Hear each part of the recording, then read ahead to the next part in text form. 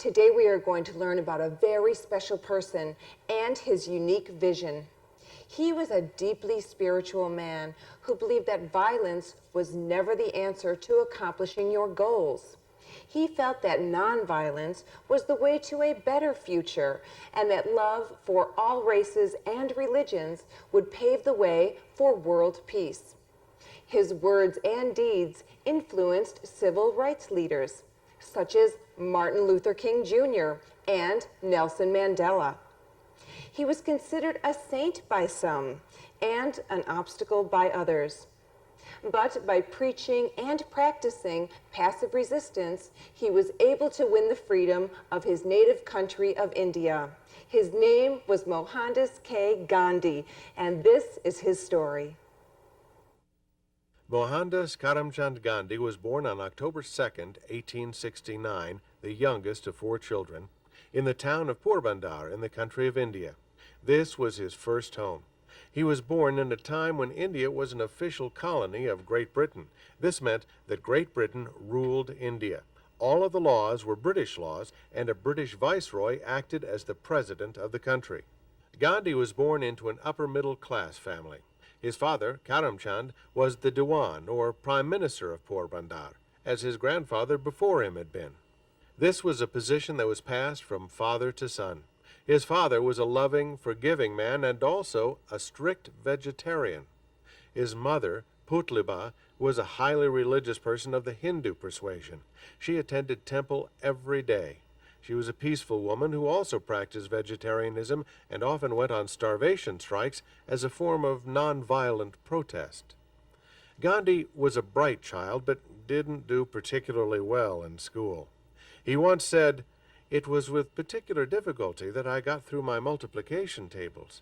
The fact that I recollect nothing more of those days than having learnt along with other boys to call our teacher all sorts of names would strongly suggest my intellect was sluggish." By the time he was 13 years old, he was attending Alfred High School and was ready to be married. His parents had arranged a marriage for him at birth, as was customary of Hindu beliefs of the time. The young lady he married was also 13 years old and was named Kasturba. Gandhi was a controlling husband at first, always wanting to know where his wife was going and when she would be back. This would change as their lives and marriage progressed.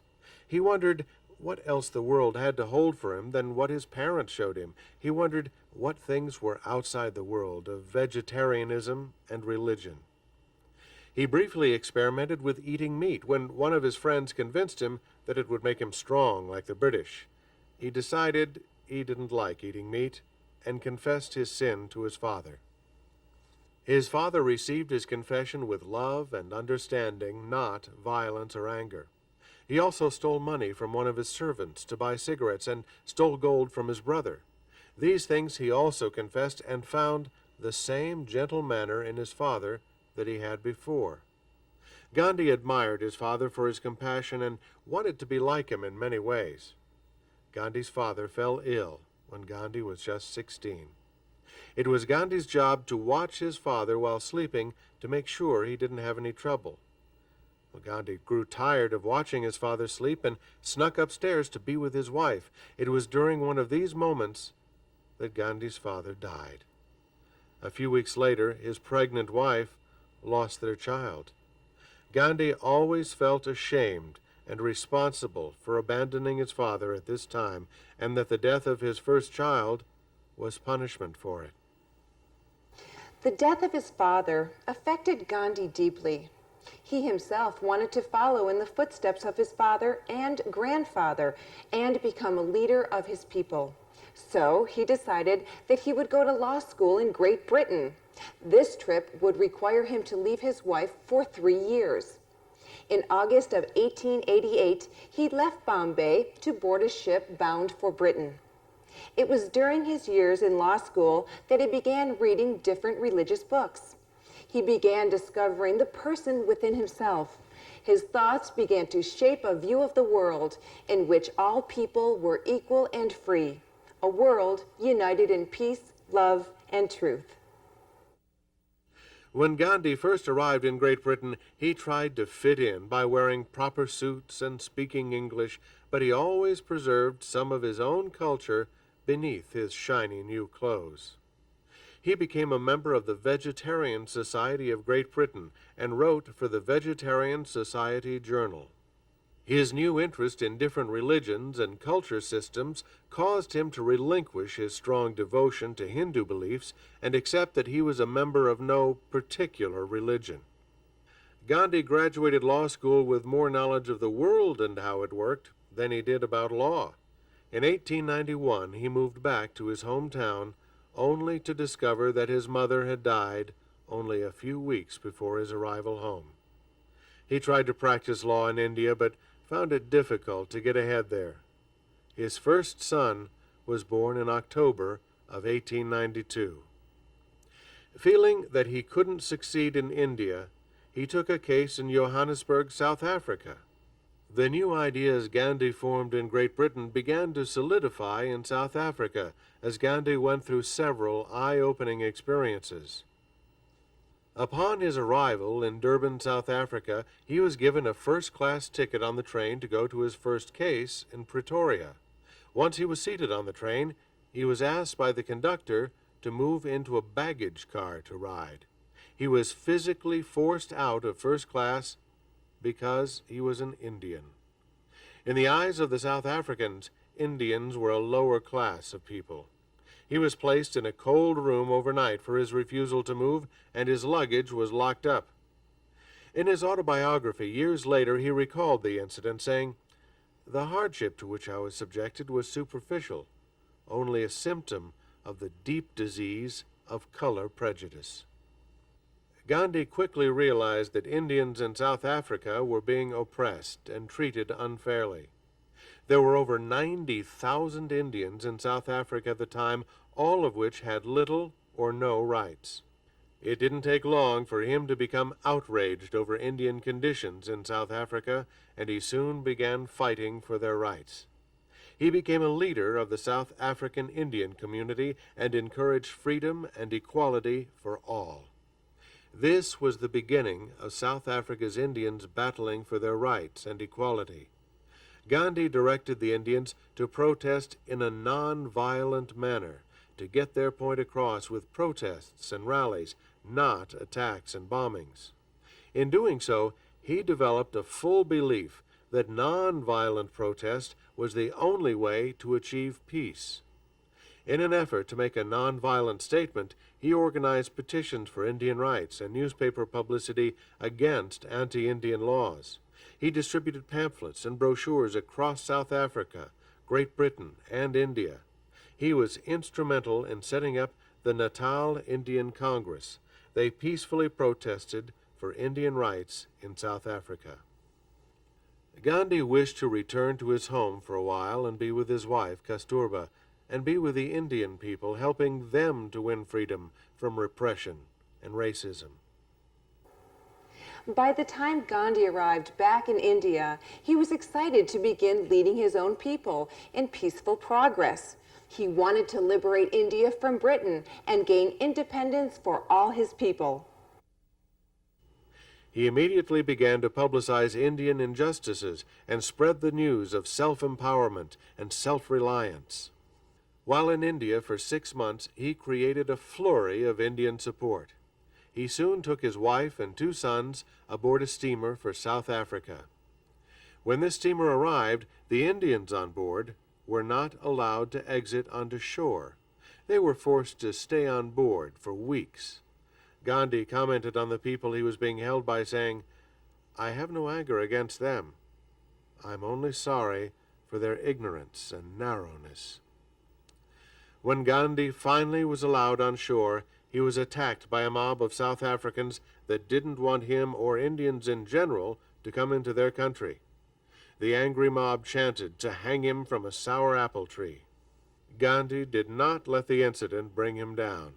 He used the event as a sort of bargaining tool with the Natal Congress to get a law passed that allowed for equal voting rights for all British citizens, and this included the Indians. This had been one of Gandhi's main goals all along. Gandhi began to see that he must act as an individual who was reliant only upon himself. His example would become the standard for many Indians. In 1889, a war broke out in South Africa between Boer settlers and Great Britain. This war obligated all British citizens to help in the war effort. This included the Indians of the British Empire. Gandhi despised war and was unwilling to serve as a soldier. Instead, he joined a special unit, a peaceful group of Indian men called the Indian Ambulance Corps. This was a dedicated group of men who carried wounded soldiers to safety. Gandhi was later awarded a medal for his service in the war. In 1903, Gandhi started a South African magazine for Indians called Indian Opinion. This paper was written in English and in 3 Indian languages, including Gandhi's native tongue. The magazine provided information about Indian political rights and goals, as well as sanitary and dietary advice. Gandhi used the success of the magazine to set up a communal farm called an ashram to run the magazine from. This was Gandhi's first ashram, but it would not be his last. It was called the Phoenix Ashram. He decided to take the Hindu vow called brahmacharya, which was a pledge to cast off wealth, sex, anger, hatred, and to speak softly. Gandhi gave up all this and opened his arms to all people. He vowed to treat his family no different than anyone else. He vowed to lead through example. The South African government soon proposed a law called the Asiatic Registration Bill. This bill would force all Indians and Chinese to register and be fingerprinted with the local government. It also required them to carry papers at all times to prove they had done so. If they didn't, it would result in imprisonment. In response to what Gandhi called the Black Bill, he staged a meeting in Johannesburg. At this meeting, thousands of Indians pledged to refuse to register. They pledged that they would face jail, beatings, and even death in this refusal. Most of them certainly would come to experience all of these things. This pledge became a movement. This movement became known as Satyagraha, which means firmness, truth, and love in a good cause. It was the first time that Gandhi had helped organize a pacifist movement. Gandhi took a delegation of Indians to Great Britain to meet with notable politicians like Winston Churchill in an effort to strengthen his movement. Gandhi's meetings caused the bill to be resigned temporarily, but it was reintroduced again in 1907 and became law. The government began to arrest Indians who refused to comply with the law. Gandhi was arrested for the first time and in 1908 was sentenced to 2 months in prison. Gandhi used his time in prison to read and learn. A book he read at this time heavily influenced him. It was called Civil Disobedience and was written by the American naturalist and author Henry David Thoreau. The prisons in South Africa were soon overflowing with Indians arrested for their defiance of the Black Bill. Gandhi decided to work out a compromise with the government. He was told that if Indians would register voluntarily, the law would be repealed. Under this assumption, he went and registered as the law called for. Some Indians found this a betrayal, and he even suffered beatings at the hands of his own followers. The law, however, was not repealed, and struggle and protest continued. Gandhi, along with many others, was jailed again. He began reading the works of the famed Russian author Leo Tolstoy, and the two of them started exchanging letters. When he was released, he opened a new ashram called the Tolstoy Farm near Johannesburg. New laws were continually being passed that repressed the Indians. One of these proclaimed that only Christian marriages would be recognized by the state. The Indian community protested this law, and many of them were jailed again. Gandhi enlisted the help of all Indians in this movement against the marriage law. He encouraged women to leave their traditional roles in the house and get out and help the cause. He wanted women to be empowered and to no longer be repressed. Through a series of protest marches, strikes, and some keen negotiations led by Gandhi, the law was changed slightly to allow for Hindu and Muslim marriages to be legal as well as Christian marriages.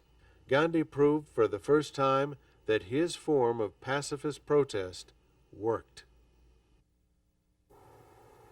Gandhi had learned that peaceful means could be used to unite all people and to reach political goals.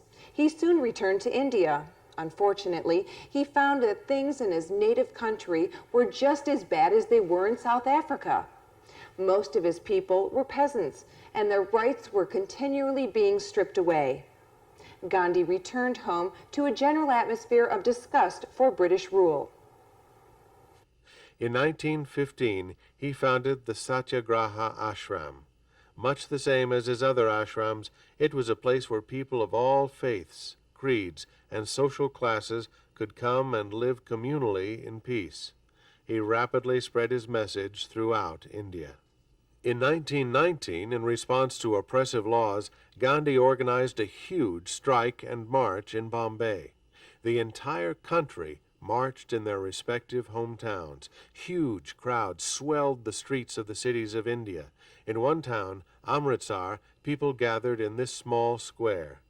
British military forces opened fire upon these unarmed citizens. 379 people were killed and over 1,000 were injured.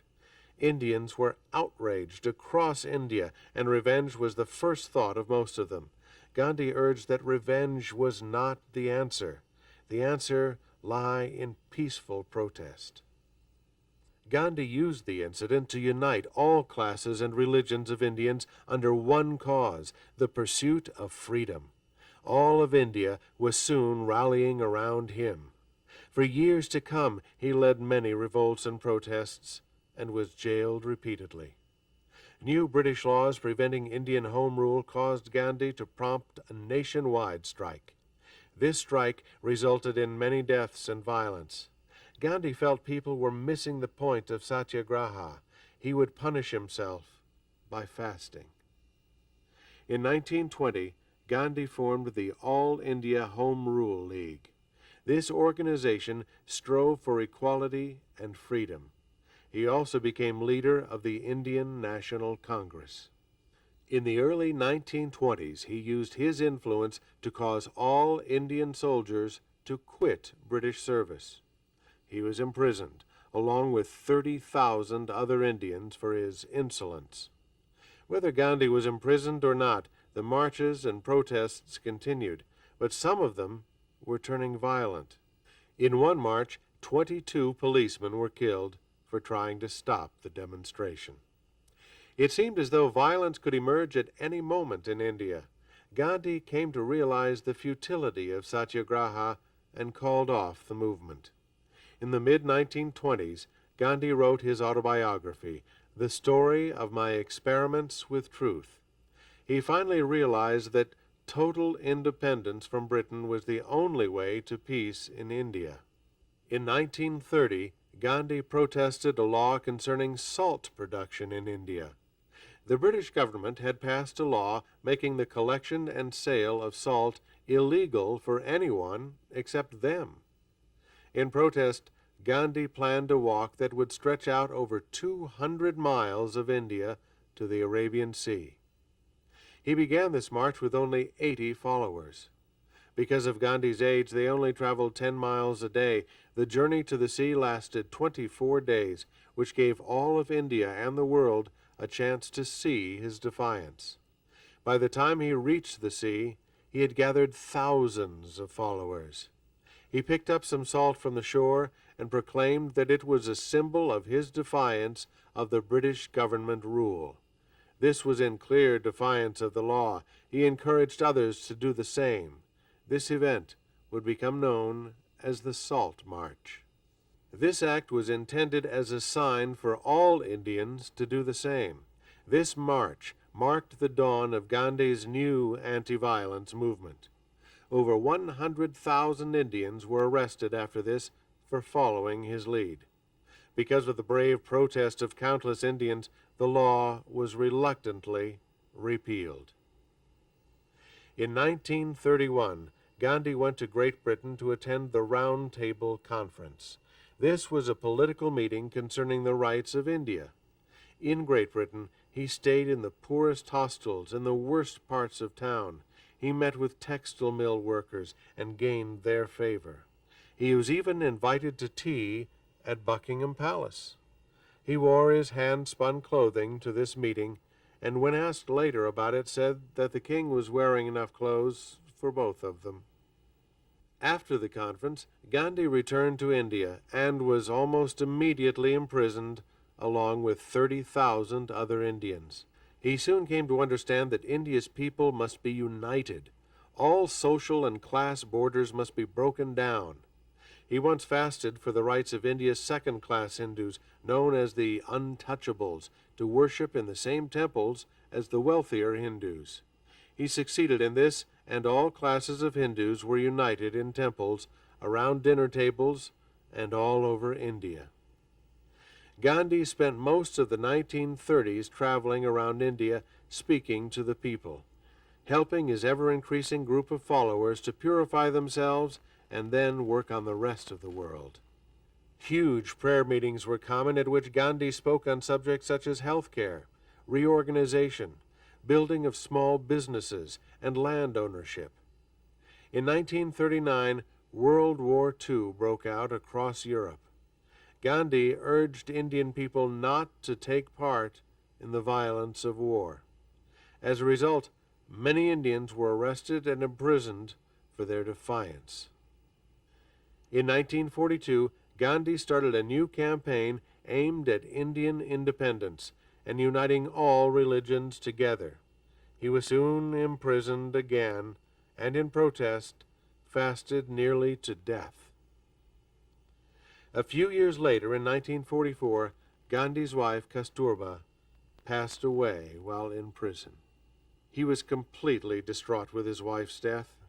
It was during this terrible time in his own life that India was falling into more terrible times of her own. Strained relations by the Hindus and Muslims of India compounded the sorrows that arose in Gandhi's own life. The trouble between these two religious sects was escalating in the light of the newfound Indian self-reliance and the hope that India might one day be free. Throughout India, the Muslims and Hindus began to square off, and the Muslims demanded that they be given their own country. This country would be named Pakistan. Gandhi was sad to see his homeland suffer such divisions. He taught unity, but the people were not unified. He was still not swayed from his pursuit of Indian independence. Despite widespread controversy, the last Viceroy of India, Lord Mountbatten, declared Pakistan its own country in 1947. In this same year, India won its independence from Great Britain through peaceful, nonviolent methods. On August 15, 1947, India was finally free.